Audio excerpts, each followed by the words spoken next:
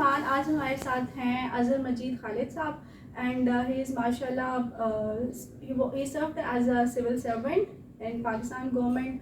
تو آج ہم ان سے جنرلی ایسا ہوتا ہے کہ ہم جب ایک سکسیس اچیو کر لیتے ہیں, when we are somewhere bureaucrat بن جاتے ہیں, سول سرونٹ بن جاتے ہیں, تو ہم لوگ جو ہیں وی تھاٹ کہ ہاں بھائی we have achieved something, and ہم ریفارمس پہ بات نہیں کرتے. بٹ سر کی ٹیم اور انہوں نے مل کے ہی واز ان کسٹم, انہوں نے ایک ریفارمس کا پروجیکٹ کیا جو بہت کامیاب رہا اپنے ٹائم میں.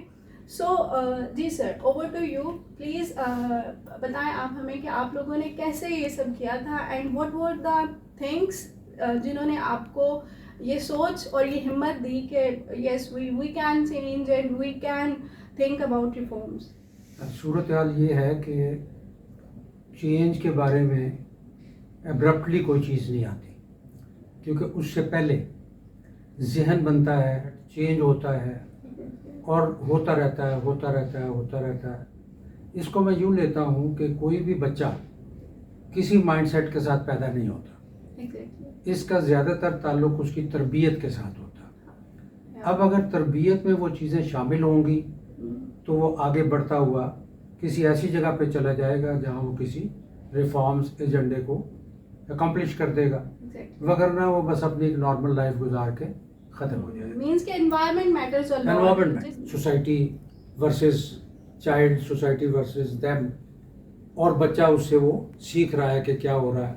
پھر اسکولنگ شروع ہو گئی, اسکول میں ٹیچرز کیسے ہیں, پھر کالج آ گیا, تھوڑی آزادی ملی, پھر وہاں اس نے کون سا فرینڈس کا گروپ بنایا, پھر اس کے بعد وہ یونیورسٹی میں چلا گیا, ذہن اور کھل گیا, تو پھر وہ خود اپنے طور پہ سیلف پروپیلڈ کیا سوچے چلا جا رہا ہے. Means you got that environment basically. That environment. اس انوائرمنٹ میں آپ کے پیرنٹس تھے, کن کا مین رول تھا, واٹ یو تھنک؟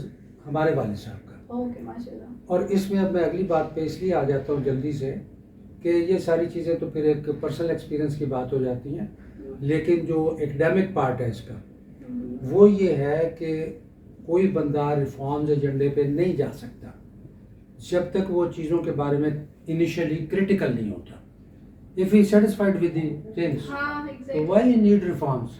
یہ ڈرائنگ روم ہے, سجا ہوا ہے, جیسا بھی ہے, تو ٹھیک ہے, میں صوفہ اٹھا کے یہاں سے وہاں کیوں رکھوں گا. بچہ جتنی جلدی کریٹیکل ہو جاتا ہے چیزوں کے بارے میں تو اتنی ہی جلدی وہ اس منزل تک پہنچ جاتا ہے. کریٹیکل سے ہی حسد پیدا ہوتا ہے, اور کریٹیکل سے ہی دوسرا کہ اس کو سدھار کیسے دینا ہے یہ جذبہ پیدا ہوتا ہے.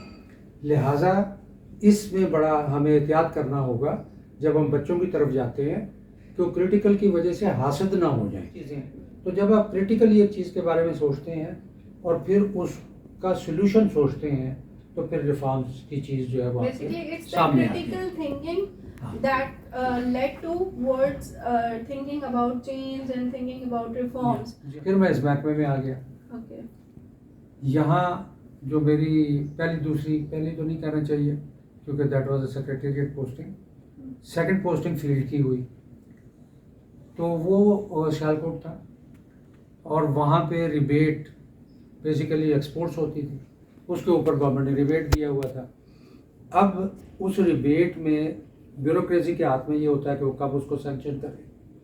تو جب میں پہنچا اور میں نے پہلی میٹنگ وہاں کی تمام ایسوسیشن سے جوائنٹلی کی تو انہوں نے کہا کہ جی اگر آپ ہمیں 1 مہینے میں ہمارا ریبیٹ جو ہے وہ دے دیں تو ہم اپنی نسلوں کو بھی وصیت کر جائیں گے کہ آپ کے لیے وہ اچھے الفاظ سے آپ کو یاد کرتے رہیں. تو میں نے یہ کہا کہ میں 1 ہفتے میں دوں گا. تو انہوں نے کہا جی آپ تو مذاق ہی کر رہے ہیں, پھر نہ دینے والی بات ہے. But I did it with in a months time. تو وہ پہلا میرا مطلب سیلف کنسیوڈ پروجیکٹ تھا جس کو میں نے کمپلیٹ کیا, اور یہ میں سمجھتا ہوں کہ یہ ریفارمز پروجیکٹ تھا. اس کے بعد مختلف جگہ پہ کرتے کرتے اخیر ہم اس جگہ پہ پہنچ گئے جہاں پہ عرفان سرفراز اور عاشر عظیم اور ایک آدھ کوئی اور بندہ تھا جو ان سے مطلب لوور لیول پہ کام کر رہا تھا. تو وہ تو کام کر رہے تھے اس ایجنڈے پہ ریفارم کے, لیکن لیڈرشپ اویلیبل نہیں تھی. اور میں ان دنوں اس سچویشن میں آ گیا تھا جہاں میں پورا ڈپارٹمنٹ رن کرتا تھا. تو چیئرمین صاحب نے مجھے لگایا. تو میں تو سوچ ہی رہا تھا کہ مجھے کچھ, اور جہاں بھی میں ہوتا تھا میں کام کرتا تھا اسی طرح ریفارم کا. تو پھر یہ 3 بندے جو ملے تو اس کے نتیجے میں ہم آگے بڑھے. اگر لوگوں کو بتانا ہے تو ان کو جو چیزیں بتانی ہیں وہ بتانی چاہیے. نمبر 1 تو جو میں نے پہلے بتا دیا کہ کریٹیکل اپروچ ہونی چاہیے. نمبر 2 ٹیم بڑی ٹھیک ہونی چاہیے, Absolutely. It's ڈیڈیکیٹڈ better ہونی چاہیے. اگر ٹیم ڈیڈیکیٹڈ نہیں ہے تو کام ہو نہیں سکتا. Absolutely. تیسری چیز یہ ہے کہ نالج بیس انہانسڈ ہونی چاہیے اور اپ ٹو ڈیٹ ہونی چاہیے. جیسے جب ہم یہ پروجیکٹ کر رہے تھے تو ہمیں دقت یہ آ رہی تھی کہ پروجیکٹ ہوتا کیا, پروجیکٹ کیا کیسے جاتا ہے. تو پھر یہ فیصلہ ہوا کہ ان کو عرفان سرفراز صاحب کو اور عاشر کو پروجیکٹ مینجمنٹ کرنی چاہیے. اس کو اس وقت ایک کورس چلتا تھا جو پرائیویٹلی ہوتا تھا, لیکن امریکن کوئی آرگنائزیشن تھی, جو ایک ہی آرگنائزیشن تھی جو اس کا ایگزام لے کے اس کو سرٹیفائی کرتی تھی.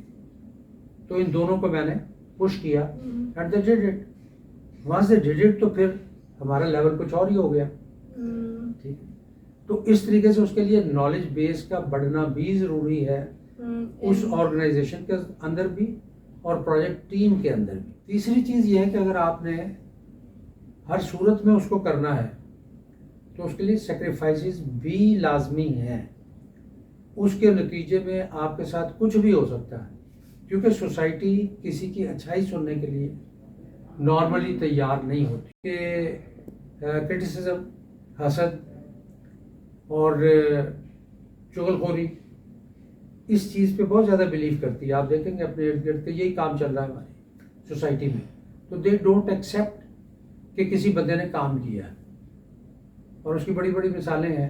ایک مثال میں اس سے ریلیونٹ ہے یا نہیں ہے لیکن مجھے دینی چاہیے اس وقت, کہ ڈاکٹر عبدالقدیر خان کے ساتھ ہم نے کیا کیا. جو میرے امیڈیٹ وہ تھے اور ٹیم لیڈ بھی تھے, عاشر عظیم, ہی ریزائنڈ اینڈ وینٹ ابراڈ. مجھے کہا یہ اس جگہ پہ کام ہو ہی نہیں سکتا. عرفان سرفراز, he resigned and worked for other organizations, international organizations. یہ لوگ جو انٹرنیشنل آرگنائزیشنز کے لیے کام کر رہے ہیں یا اور ملکوں کے لیے کام کر رہے ہیں, تو اس ملک میں کیا مسئلہ ہے ان کے لیے. تو وہ جو میں بتا رہا ہوں نا کہ وہ جو naan acceptability of new thing society میں جو ریزسٹنس ہے وہ بندے کو پھر الٹیمیٹلی اس قسم کی سیکریفائسز پہ مجبور کرتا ہے.